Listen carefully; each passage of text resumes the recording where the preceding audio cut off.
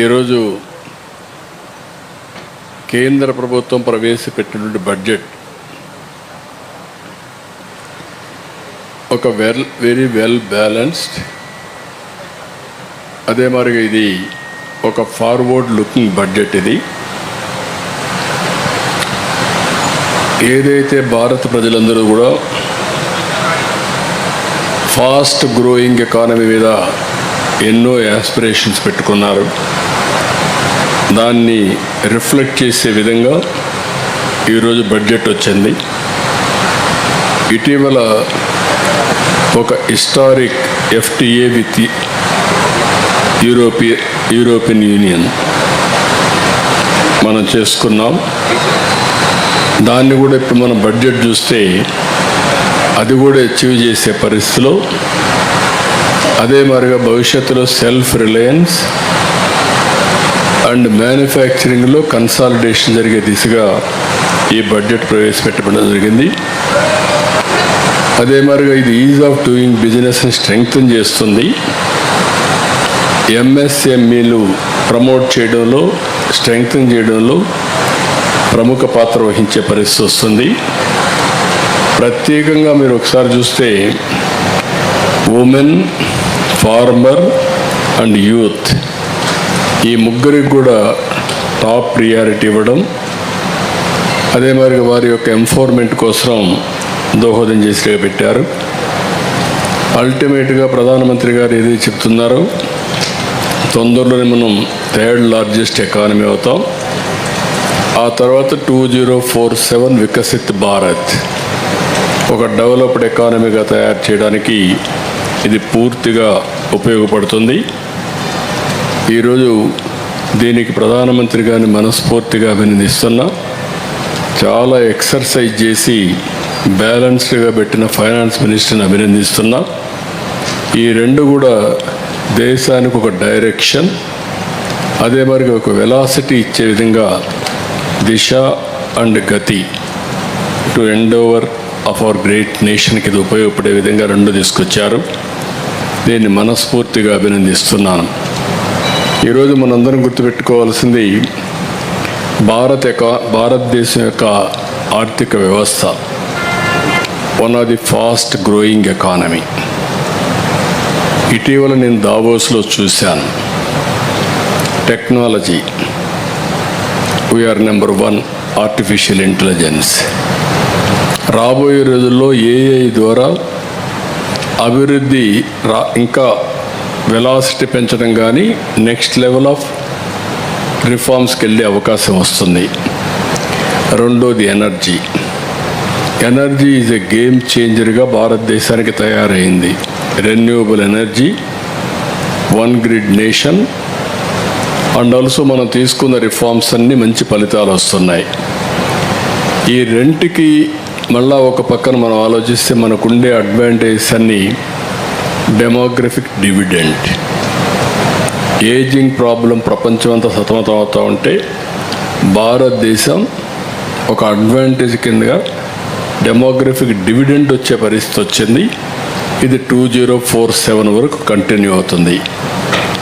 ఈ మూడు కూడా సద్వినియోగం చేసుకోవాలంటే ఇలాంటి బడ్జెట్ చాలా అవసరం. అవన్నీ కూడా ఇందులో రిఫ్లెక్ట్ అవుతున్నాయి.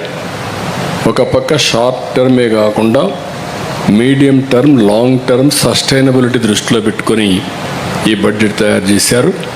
దీనికి మనస్ఫూర్తిగా అభినందిస్తున్నాను. ఎప్పుడైతే వెల్త్ క్రియేట్ చేస్తామో, వెల్త్ క్రియేషన్ వల్ల ఆటోమేటిక్గా లివింగ్ స్టాండర్డ్స్ పెరుగుతాయి. అందుకే ఈ బడ్జెట్లో మనం చూస్తే మెరుగైన లివబుల్ కండిషన్స్ రావడానికి, ఈజ్ ఆఫ్ లివింగ్ కోసం ఇది దోహదం చేసే విధంగా వచ్చింది. అన్ని ప్రాంతాలు లేకపోతే అందరు ప్రజలు కూడా అభివృద్ధి చేయడం కోసం దోహదం చేసే బడ్జెట్ ఈ బడ్జెట్. ఇంకొక పక్కన మన రాష్ట్రానికి వస్తే ఇప్పుడు తీసుకున్న నిర్ణయాల వల్ల 3 హై-స్పీడ్ రైల్ కారిడార్స్ వస్తున్నాయి.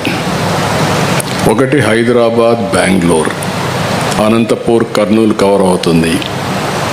ఒక పక్కన హైదరాబాద్, చెన్నై, హైదరాబాద్ చెన్నై వచ్చినప్పుడు అమరావతి తిరుపతి చెన్నైకి వెళ్తుంది. ఈ రెండు వచ్చినప్పుడు ఒక పక్క అవన్నీ వచ్చినప్పుడు ఇంకొక పక్క అప్ టు తిరుపతి వరకు కవర్ అవుతుంది. మూడోది బెంగళూరు చెన్నై, అది కూడా యాజ్ ఆన్ టుడే నేరుగా పలమనేరు చిత్తూరు. రాబోయే రోజుల్లో వీఆర్ రిక్వెస్టింగ్ దెమ్ కనెక్ట్ వచ్చి Tirupati, then it will go to Chennai. కానీ ఏ విధంగా కనెక్ట్ చేస్తారో చూడాలి. అది కూడా ఒక పక్క అంటే 3 కారిడార్లు కూడా ఆంధ్రప్రదేశ్ని ఎక్కువగా కవర్ చేసే పరిస్థితి వస్తుంది.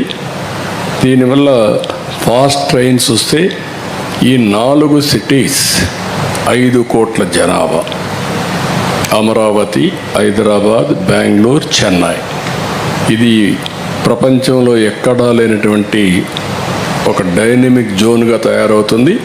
ఎక్కడికి పోవాలన్నా ఈజీ అవుతుంది. అది కూడా దోహదం చేస్తుంది. ఇంకొక పక్క రాబోయే రోజుల్లో డెడికేటెడ్ రేర్ ఎర్త్ కారిడార్, ఇది ఆంధ్రప్రదేశ్ కూడా ఇంక్లూడ్ చేశారు. ఇప్పుడు ఏదైతే రేర్ ఎర్త్ ఉందో ఇవన్నీ కూడా రేపు రాబోయే రోజుల్లో మన దగ్గర బీచ్ శాండ్ ఉంది, ఇంకా వేరియస్ మినరల్స్ ఉన్నాయి. ఇవన్నీ ఉపయోగించుకొని అనేకమైనటువంటి డిఫెన్స్కి కావాల్సినట్టు కానీ, అటామిక్ ఎనర్జీకి కానీ, ఇంకా అనేక రకాలుగా మన మిగిలినటువంటి సోలార్ ప్యానెల్స్ కానీ, క్రిటికల్ ఎలక్ట్రానిక్స్కి ఇవి దోహదం చేసే పరిస్థితి వస్తుంది. అది కూడా ఒక పెద్ద శుభ పరిణామం. ఇది మన రాష్ట్రానికి కూడా ఉపయోగపడుతుంది. ఇంకొక పక్క ISM 2.0, దీనివల్ల సెమీ కండక్టర్కి పెద్ద దోహదం చేస్తుంది. 40,000 కోట్ల రూపాయలు పెట్టారు. ఇది టెక్నాలజీకి పెద్ద పీట వేసినట్టు అవుతుంది. టెక్నాలజీలో మనం ముందుకు పోతున్నాం. Semi conductor is very crucial. దీనికోసం 2.0 తీసుకొచ్చారు. ఇంకొక పక్కన టెక్స్టైల్ సెక్టర్కి ఊతం ఇచ్చారు. మన దగ్గర పెద్ద ఎత్తున టెక్స్టైల్ అంతా కూడా ప్రాధాన్యత ఉంది. కాటన్ పండిస్తున్నాం. టెక్స్టైల్ వల్ల, టెక్స్టైల్ మ్యానుఫ్యాక్చరింగ్ వల్ల మన వాళ్ళకి చాలామందికి ఉపాధి వస్తుంది. This is a good move. It will have a tremendous impact. ఇంకొక పక్క టూరిజం, హాస్పిటాలిటీ, దీనికి కూడా ప్రాధాన్యత ఇచ్చారు. నేను ఎప్పటి నుంచో మాట్లాడుతున్నాను, భవిష్యత్తులో ఎంప్లాయ్మెంట్ క్రియేట్ చేయాలంటే టూరిజం ఉండాలి, టూరిజాన్ని ప్రమోట్ చేయాలి. హాస్పిటాలిటీకి భారతదేశం పెట్టిన పేరు, అందులో ఆంధ్రప్రదేశ్ కూడా one of the best hospitality state ఇది. దీనికి కూడా ఉపయోగపడుతుంది. ఇంకొక పక్కన government of India cashew, coconut, cocoa, sandalwood, ఈ 4 మనకు చాలా ముఖ్యమైన పంటలు. Cocoa we're number 1. అదే మరి ఇంకొక పక్క క్యాషు, కోకోనట్ కూడా మనకు చాలా వరకు ఉంది. ఇంకొక పక్కన క్యాషు ఉంది, ఇంకొక పక్క శాండ్ల్వుడ్ ఉంది. దీంతో కాఫీ కూడా కలుపుతున్నాం, అరకు కాఫీ. ఇవన్నీ కానీ వస్తే చాలా వరకు మనకు ఉపయోగపడే పరిస్థితి వస్తుంది. ఈ ప్రోత్సాహాన్ని కూడా నేను అభినందిస్తున్నా. ఇంకొక పక్క tax incentives for data centres 2047 వరకు పెట్టారు. ట్యాక్స్ ఇన్సెంటివ్స్ డేటా సెంటర్కి వస్తే ఒక్కసారి డేటా సెంటర్కి ఇండియా ఒక హబ్గా తయారవుతుంది. ఇప్పుడే మనకు Visakhapatnam 5-6 minimum 10 gigawatt capacity data సెంటర్స్కి ముందుకు వచ్చారు. అన్ని ఇవ్వలేము. ఎన్ని ఇవ్వగలుగుతాం వర్కౌట్ చేసుకుంటున్నాం. దీనికి పవర్ అవసరం ఉంటుంది. అదే మరి మనకు చాలా ఎంప్లాయ్మెంట్. ఒకసారి డేటా సెంటర్ వస్తే ఏఐ వస్తుంది. ఏఐ వస్తే it is a game changer. అందుకే ఈరోజు ఏఐ యూనివర్సిటీ కూడా తొందరలోనే స్టార్ట్ చేస్తాం. ఎన్విడియా మిగిలినందరితో మాట్లాడి హైదరాబాద్లో ఉండే ISB మోడల్లో దాన్ని ఒక అటానమస్ బాడీ కింద దాన్ని తయారు చేస్తాం. One of the best AI university I can say. ఆ యూనివర్సిటీ కూడా ఏఐ లివింగ్ ల్యాబ్స్, దీన్ని కూడా తొందరలోనే ఎస్టాబ్లిష్ చేయబోతున్నాం.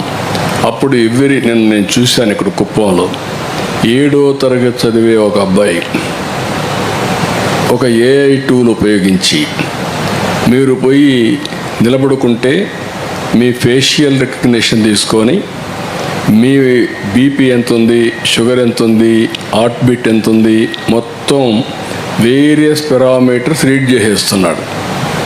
నీ హార్ట్ కండిషన్ ఏంటి, హార్ట్ హెల్త్ ఏంటి, అవన్నీ రీడ్ చేసే పరిస్థితి కొంచెం 7వ తరగతి చదువుకొని కుర్రాడు.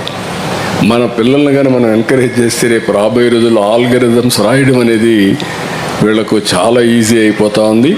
ఇప్పుడు మనం చాలా ఎక్విప్మెంట్ తయారు చేస్తున్నాం, అవన్నింటికి రీప్లేస్మెంట్ ఏఐగా తయారయ్యే పరిస్థితి వచ్చింది. అందుకే నేను ఒక పిలిపిచ్చాను, రాష్ట్రం మొత్తం ఏఐ వాడండి, లేకపోతే ఏఐ యూజ్ కేసెస్ ప్రిపేర్ చేయండి. దానికి శాండ్ బాక్స్ కూడా పెట్టి పెద్ద ఎత్తున ముందుకు పోతున్నాం. దీంట్లో డేటా సెంటర్స్ పెద్ద ఎత్తున ఉపయోగపడతాయి. ఇంకొక పక్కన సపోర్ట్ ఫర్ టూరిజం కింద అరకు రీజియన్ ఒక హబ్ని తీసుకొని చేస్తున్నారు, దానికి కూడా స్వాగతం పలుకుతున్నా. రెండోది పులికాట్ లేక్, ఇక్కడ ఫ్లెమింగో ఫెస్టివల్స్ మనం పెడుతున్నాం. One of the most beautiful place. ఈ బర్డ్స్, రేర్ బర్డ్స్ అతిథులుగా వస్తూ ఉంటాయి, మన గెస్ట్లుగా వస్తాయి, కొన్ని రోజుల నుండి మళ్ళీ వెళ్ళిపోతూ ఉంటాయి. ఈ సీజన్లో ఆ ఫ్లెమింగో ఫెస్టివల్ ఉన్నది బ్యూటిఫుల్ ఫెస్టివల్, దాన్ని కూడా మనం ఉపయోగించుకుంటే పెద్ద ఎత్తున ఉపయోగపడుతుంది.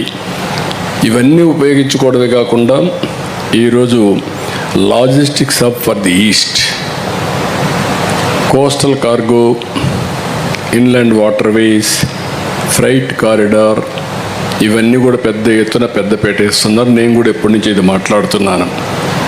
ఏదైతే సీ కోస్ట్ నుంచి ఈస్ట్ వెస్ట్ కారిడార్ మనకుండేది, సౌత్ నార్త్ సౌత్ ఉంది. ఇచ్చాపురం నుంచి ప్రారంభిస్తే చెన్నై వరకు, నార్త్ నుంచి సౌత్ వరకు ఒక కారిడార్ వస్తుంది.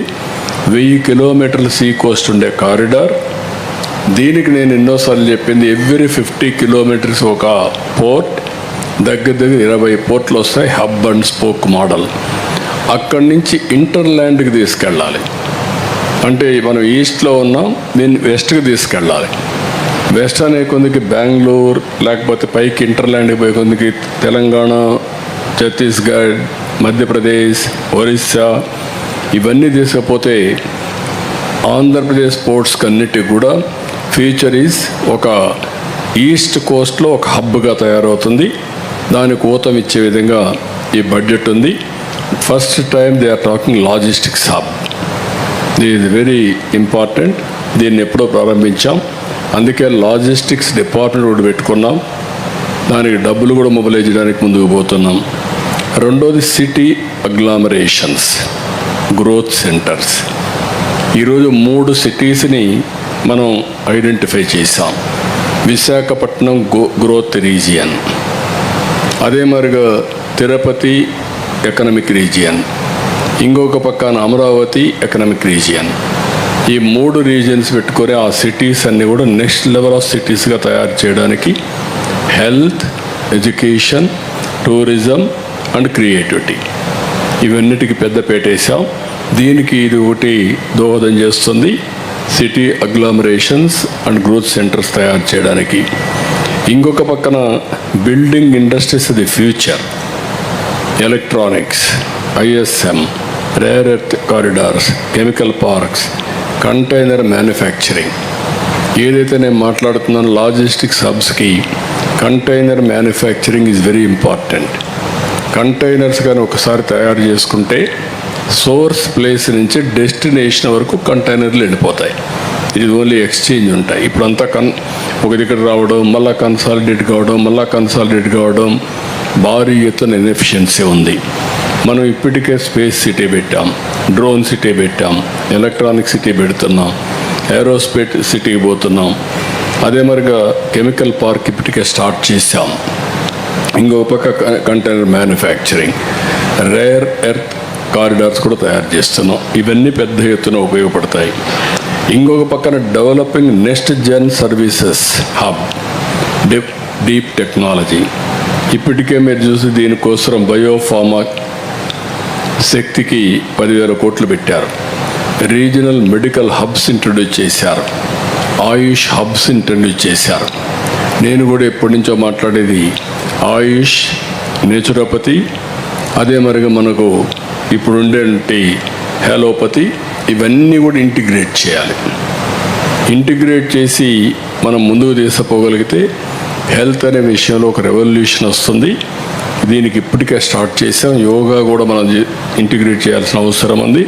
అందులో భాగంగానే మీరు అందరూ వస్తే ఇప్పుడు చూస్తారు. We're in advance stage Sanjeevani project. There I will explain you what is Sanjeevani, how you are it is. ఈ సంవత్సరంలో అది ఏ విధంగా గేమ్ చేంజర్ అవుతుందో మీకు ఒకసారి ఎక్స్ప్లెయిన్ చేస్తాం. బయోసైన్స్కి ఇది నాంది పలికే పరిస్థితి వస్తుంది. ఒక్కసారి నాలెడ్జ్ ఉంటే ఆ నాలెడ్జ్ని మనం ఉపయోగించుకొని నెక్స్ట్ లెవెల్ ఆఫ్ బయోసైన్స్కి వెళ్ళి పర్సనల్ మెడిసిన్ కూడా వెళ్ళిపోయే పరిస్థితి వస్తుంది. దానికి దోహదం చేస్తాం. ఇంకొక పక్కన ఎంప్లాయ్మెంట్ ఎంఎస్ఎంఈ స్కేలింగ్. నేను చాలా దీంట్లో, ఎందుకంటే ఎవ్రీవేర్ నా first policy zero poverty, P4 ద్వారా ఆర్థిక అసమానత తగ్గించడం. రెండో పాలసీ నిన్న కూడా మీరు చూసుంటారు, 1 family 1 entrepreneur. Employment employment employment. ప్రతి ఒక్కరికి ఉద్యోగం రావాలి. అది మ్యానుఫ్యాక్చరింగ్ కావచ్చు, సర్వీస్ సెక్టర్ కావచ్చు, టెక్నాలజీ కావచ్చు, నాలెడ్జ్ ఎకానమీలో. అదే సమయంలో ప్రతి ఒక్కడు ఎంఎస్ఎంఈ పెట్టాలి. ఎంఎస్ఎంఈ అనేది ప్రతి ఒక్క ఫ్యామిలీలో ఉంటే it will help reducing inequalities. దానికి కూడా వర్కౌట్ చేస్తున్నాం. వీళ్ళు దీనికోసం మీ గ్రోత్ ఫండ్ 10,000 కోట్లు పెట్టారు. ట్రెడ్స్ రిఫార్మ్స్, బిల్ డిస్కౌంటింగ్ కోసం ఇది తీసుకొచ్చారు. కార్పొరేట్ మిత్రాన్ని ఒకటి పెట్టి ఎట్లా వీళ్ళు హ్యాండ్ హోల్డింగ్ చేయాలో దానికి దోహదం చేశారు. ఇంకొక పక్కన 75% ఎంఎస్ఎంఈలకి క్రెడిట్ గ్యారంటీ ఇచ్చారు. మనం గవర్నమెంట్ ఆఫ్ ఆంధ్రప్రదేశ్ ఒక 20% ఇచ్చాం. అంటే దగ్గర దగ్గర 95% క్రెడిట్ గ్యారంటీ స్కీమ్ ఇచ్చాం. అంటే ఎవరైనా ఒక ఎంఎస్ఎంఈ పెట్టుకుంటే బ్యాంకర్ డబ్బులు ఇస్తే almost all risk is neutral. Only 5% కూడా లేదు. దానికి కూడా దోహదం చేశాం. ఇలాంటి ప్రోగ్రామ్స్ అనేది చేసి ముందుకు పోతున్నాం. కాబట్టి ఒక మాటలో చెప్పాలంటే ఇది ఫ్యూచరిస్టిక్. భారతదేశానికి ఉండే అడ్వాంటేజెస్ అన్నీ నెక్స్ట్ లెవెల్ ఆఫ్ ఎకానమీకి తీసుకుపోవడానికి ఇది దోహదం చేస్తుంది. కాబట్టి దీన్ని పూర్తిగా ఎండార్స్ చేస్తూ ప్రధానమంత్రి గారిని, ఆర్థిక మంత్రి గారిని ఇద్దరిని మనస్ఫూర్తిగా అభినందిస్తున్నా. రాబోయే రోజుల్లో ఇలాంటి రిఫార్మ్స్ నెక్స్ట్ లెవెల్కి తీసుకుపోగలిగితే దీంతో సమానంగా స్పీడ్ ఆఫ్ డూయింగ్ బిజినెస్కి ఏమేం కావాలనో, ఎక్కడ హర్డల్స్ ఉన్నాయో ఆ రిఫార్మ్స్ కూడా తీసుకొస్తే ఇప్పటికే చాలా రిఫార్మ్స్ తీసుకొచ్చారు. GST reform is 1, labour reforms are next లెవెల్కి తీసుకొచ్చారు. ఇంకా కొన్ని నాలా కూడా తీసేసాం. ఇలాంటి రిఫార్మ్స్ అన్నీ తీసుకొని నెక్స్ట్ లెవెల్కి పోగలిగితే అప్పుడు రియల్ సెన్స్లో స్పీడ్ ఆఫ్ డూయింగ్ బిజినెస్ జరుగుతుంది. అందుకే నేను ఇంకొకటి యాడ్ చేసి టెక్నాలజీ అన్నీ వచ్చాయి కాబట్టి speed of delivering governance. Speed of delivering governance జరిగితే that will lead to ease of living. Speed of doing business, speed of delivering governance, it will lead to ease of living. ఇవన్నీ కూడా introduce చేస్తున్నాం. ఇవన్నీ వస్తే నేను ఈరోజు కూడా చూశాను చాలామందిని. ఏదైతే మేము తీసుకున్న technology adoption, all services WhatsApp గవర్నెన్స్లో 800 సర్వీసులు ఆన్లైన్లో ప్రొవైడ్ చేస్తున్నాం. ఇది టేక్ ఆఫ్ అవుతుంది. ఈ 2026లో టెక్నాలజీ టేక్ ఆఫ్ అవుతుంది. అదే సమయంలో is of speed of delivering governance వస్తుంది. ఇంకొక పక్కన ఏం చెప్పింది, ఈజ్ ఆఫ్ లివింగ్ వస్తుంది.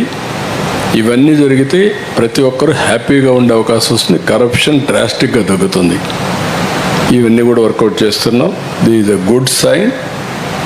నేను ఏవైతే అటెంప్ట్ చేశానో దీనికి కొంత వెసులుబాటు ఇచ్చే విధంగా కేంద్ర బడ్జెట్ కూడా ఉంది. దానికి మనస్ఫూర్తిగా అభినందిస్తున్నాం. మనకు ఉండే సమస్యలు ఉన్నాయి, మనకుండే వారసత్వ సమస్యలు వెంటాడుతూ ఉంటాయి. ఏదైతే 1924 జరిగినటువంటి డిస్ట్రక్షన్ మామూలు డిస్ట్రక్షన్ కాదు. మనం ఎంత పరిగెత్తినా, లేకుంటే ఎన్ని విధాలుగా ప్రయత్నం చేసినా ఇంకా కొంత సమయం దీనికి మనకు వెంటాడుతుంది. దాన్ని ఓవర్కమ్ కావాలి. మనం కూడా వేరే రాష్ట్రాలతో ధీటుగా ముందుకు పోయే పరిస్థితి రావాలి. దానికి వర్కౌట్ చేసుకుంటాం.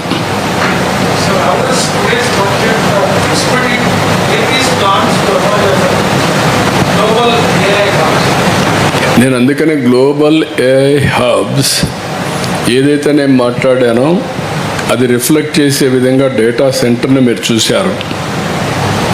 డేటా సెంటర్ 2047 వరకు సపోర్ట్ చేస్తున్నారు. ట్యాక్స్ ఇన్సెంటివ్స్ ఇవన్నీ ఆటోమేటిక్ ఏఐ వస్తుంది. ఇప్పుడు రేపు రాబోయే రోజుల్లో ఈ నెలలోనే 19వ తారీఖున ఢిల్లీలో గ్లోబల్ ఏఐ కాన్ఫరెన్స్ పెడుతున్నారు. అదే మరి నాకు 14వ తారీఖు 15వ తారీఖు బిల్ గేట్స్ కూడా అమరావతికి వస్తున్నాడు. అంటే ఇవన్నీ కూడా చూస్తే ఆల్మోస్ట్ ఆల్ ఆంధ్రప్రదేశ్లో మైక్రోసాఫ్ట్, బిల్ గేట్స్ మనకు కొన్ని ప్రాజెక్ట్స్ హెల్ప్ చేస్తున్నాడు. గూగుల్ విశాఖపట్నంలో ఏఐ వచ్చారు, ఎన్విడియా వస్తున్నారు, ఐబిఎం అయితే ఏదైతే మన దగ్గర క్వాంటమ్ కంప్యూటర్ తీసుకొచ్చి పెట్టారు. ప్రపంచంలో ఉండే all big companies we are working with them. AI, quantum and also data centres, next generation technologies, everything Andhra Pradesh చిరునవాగా ఉంటుంది. సార్, మరోపక్క రేణిగుంటని ప్రత్యేక రైల్వే జోన్గా ఏర్పాటు చేస్తే రాష్ట్రం మరింత అభివృద్ధి చెందే అవకాశం ఉంది. ఇప్పటికే రేణిగుంటలో రైల్వే జోన్ కాదు కానీ అక్కడ కావాల్సినటువంటి ఒక హబ్ కింద దాన్ని డెవలప్ చేయాలి. మనం కూడా డిస్కస్ చేసాం. తిరుపతి, రేణిగుంట మధ్యలో దానికోసం వర్కౌట్ చేస్తాను. కార్గో కూడా పెడితే మరి కార్గో అన్ని తీసుకొచ్చి ఒక డిపో కింద తీసుకొచ్చి దాన్ని డెవలప్ చేయాలి. We're working on that. Sir, how are the allocations for irrigation projects in Andhra Pradesh in the union budget? దీంట్లో మామూలుగా కనపడలేదు. ఇదంతా ఇరిగేషన్ వేరేగా ఉంటుంది. ఫోకస్ ఏరియాస్ వరకే చదివాం. రేపు బడ్జెట్ వచ్చినప్పుడు మనకు ఒక ఐడియా వస్తుంది. అవి ఏ విధంగా ముందు తీసుకెళ్తాం. సార్, హార్టికల్చర్ ఉత్పత్తులు ఎక్కువగా ఉన్నాయి కానీ మార్కెటింగ్ సమస్యతో రైతులు విపరీతంగా నష్టపోతున్నారు. దీని విషయంలో ఏమైనా ఇప్పుడు focus? We're working on that. ఇప్పుడు ఉదాహరణ పూర్వోదయ ద్వారా కొంత డబ్బులు ఇస్తామని ఆంధ్రప్రదేశ్ కూడా మెన్షన్ చేశారు. అది ఏ యాంగిల్లో వస్తుందో బడ్జెట్ డీటెయిల్స్ చూడాలి. రెండోది, నేను ఏదైతే హార్టికల్చర్ హబ్ రాయలసీమను తయారు చేయడానికి నెక్స్ట్ లెవెల్కి తీసుకుపోవడానికి ఇప్పుడు ఒక లెవెల్లో ఉన్నాం.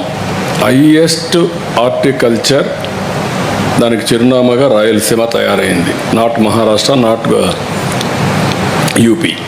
We are number 1 in fruits and vegetables. I want to take to next level world the best cluster. ప్రపంచంలో ఎక్కడా లేని క్లస్టర్ ఉంది. ఈరోజు డిపి వరల్డ్ ఉంది. డిపి వరల్డ్ వాళ్ళు ఏం చేస్తారంటే ప్రపంచానికి సరఫరా చేయడానికి ఒక క్లస్టర్ అప్రోచ్ తీసుకొని ఒక 20 కంపెనీస్ వస్తారు. Manufacturing, processing, procurement, packing, everything. అలాంటి క్లస్టర్ కూడా వర్కౌట్ చేస్తున్నాం. మొన్న కూడా మినిస్టర్తో మాట్లాడా, పాజిటివ్గా ఉన్నారు. అది వస్తే అలాంటివి కొన్ని మెగా గ్రూప్స్ కూడా, రిలయన్స్ లేకపోతే లూలు, ఇలాంటి గ్రూపులు కూడా రావాలి. అప్పుడే ఈజీ అవుతుంది. We are working. సార్, మరోపక్క తిరుపతిలో రెడ్ శాండిల్ గోడౌన్లో కూడా రెడ్ శాండిల్ కూడా ఎక్కువ నిలువలు ఉన్నాయి సార్. దానిపైన ఎలాంటి నిర్ణయం ఎప్పుడు తీసుకున్నాం? దానిపైన కంటిన్యూగా దీన్ని వర్కౌట్ చేయాలి, ప్రమోట్ చేయాలి. ఇప్పుడు శాండిల్వుడ్ పెట్టారు, మనది రెడ్ శాండిల్ ఉండే ఏకైక ప్రాంతం మన తిరుపతి ప్రాంతం, నల్లమలై ఫారెస్ట్. దాన్ని ఏం చేయాలో వర్కౌట్ చేస్తాను. Thank you. One last question, sir. Current burning issue is the Tirupati Laddu issue that's happening in the state. Yeah. And EO Anil Singhal garni transfer chesaru. And we understand a report was, a recommendation was submitted by the CBI, let's say, to the government. But we also understand that there was no proper evidence which was substantiated along with the recommendation. Can you brief us about this? నేను వచ్చేటప్పటికి report వచ్చింది. I'm in touch. ఇప్పుడు నేనేం మాట్లాడడం లేదు. నేను ఆ రోజు కూడా వేసిన ఎంక్వైరీ మీరు చూస్తే ఫస్ట్ టైం నేను రెండు ఆఫీసర్స్ని నేను ముఖ్యమంత్రి హోదాలో చేశాను. ఒక ఆఫీసర్ని నా సెక్రటరీని వేసుకున్నా. నేను ఏదైతే 5 సంవత్సరాలు చెప్పానో తిరుపతి పవిత్రతని కాపాడడానికి, ప్రక్షాళన దిశగా ముందుకు పోవడానికి మళ్ళీ తిరుపతికి పూర్వ వైభవం తేవడానికి ఫస్ట్ ఆఫీసర్ నేను పంపించింది మనం అప్పట్లో శ్యామలరావుని పంపించాను. అయితే ఇక్కడికి వచ్చే కొద్దికి ఆ శ్యామలరావు పోయిన తర్వాత అన్ని ప్రక్షాళన చేసే దిశలో సబ్స్టాండ్ ఉంది అనే ఉద్దేశంతో ఒక రిపోర్టు అడిగాడు, ఎన్డీడీబీని అడిగాడు. ఎన్డీడీబీ రిపోర్ట్ కూడా వచ్చిన తర్వాత నేను మాట్లాడాను. ఇది అనిమల్ ఫ్యాట్ ఉంది, ఇలాంటి కూడా దుర్మార్గాలు చేశారు, అడల్టరేషన్ అని చెప్పాను. చెప్పిన తర్వాత గింజుకున్నారు, నానా యాగి చేశారు, దాన్ని సుప్రీంకోర్టు తీసుకుని అన్నీ చేశారు. ఇప్పుడేం మాట్లాడుతున్నారు అంటే ఒక అడ్మినిస్ట్రేటర్గా నేను దీని మీద యాక్షన్ తీసుకునేదానికి ఒక సిట్ వేస్తే టుడే నేను అపాలజీ చెప్పాలనే పరిస్థితికి వచ్చారు. అంటే వాళ్ళ యొక్క బిహేవియర్ ఎట్టుంటుందో ఒక ఎగ్జాంపుల్ మాత్రం ఇది. నేను పవిత్రతను కాపాడాలి. నేను వెంకటేశ్వర స్వామి నా కులదైవం, నేను ఆరాధించే దేవుడు, నేను నమ్మే దేవుడు. No second thoughts. నేను ఎక్కడ అపచారం మీరు ఇన్నేళ్ళు చూశారు. ఇప్పుడు కూడా నేను మహాద్వారం ద్వారా పోను, ఎప్పుడు కూడా ఇక్కడనే వస్తా. వైకుంఠ ద్వారం ఎప్పుడు నేను వాడను. ఎందుకు వాడనంటే నా నమ్మకం అది. ముఖ్యమంత్రిగా ఉన్నా, ప్రతిపక్షంలో ఉన్నా, నాకు ఎలిజిబిలిటీ ఉన్నా, నేను సామాన్య భక్తుడిగానే అక్కడికి వెళ్తాను, సామాన్య భక్తుడిగానే ఆయనకు సేవలు అందిస్తున్నా. నేను అలాంటి కార్యక్రమాల్లో నేనుంటే వీళ్ళకు నమ్మకం లేకపోతే వదిలేయచ్చు. కానీ అపచారం చేసి మహాపాపం చేసి మహాపాపాన్ని కూడా కప్పిపుచ్చుకోవడానికి తిరిగి దాడి చేయడం ఏమన్నా నాకైతే అర్థం కాదు. తిరిగి నా క్యారెక్టర్ అసాసినేషన్ ఆ పరిస్థితికి వచ్చేసారు వీళ్ళు. ఇది కరెక్ట్ కాదు. ఏదైనా సరే నేను ఎందుకంటే వెంకటేశ్వర స్వామిని వీళ్ళు బజార్కి ఏడవాలనుకున్నారు, నాకు ఏడవాలని లేదు. ఆయన పవిత్రత, నేను నమ్మేది కలియుగ దేవుడు వెంకటేశ్వర స్వామి. వెంకటేశ్వర స్వామికి పవర్స్ ఉన్నాయి. ఆయన్ని కాపాడుకోవడమే కాకుండా మనల్ని కూడా కాపాడుతాడు. ఏ సమస్య అయినా సరే ఆయనే పరిష్కార మార్గానికి కూడా దోహదం చేస్తాడు, దారి చూపిస్తాడు. నేను ఎన్నోసార్లు చెప్పాను, వెంకటేశ్వర స్వామితో పెట్టుకున్న వాళ్ళకి ఇంకొక జన్మలో పనిష్మెంట్ కాదు, ఈ జన్మలోనే పనిష్మెంట్ ఉంటుంది. దాని నమ్మకం నేను చూసిన సంఘటనలు ఉన్నాయి. అందుకే మీకు కూడా చెప్తున్నా, ఎవరితోనా పెట్టుకోండి కానీ ఆయనతో పెట్టుకొని రాజకీయం చేయదు.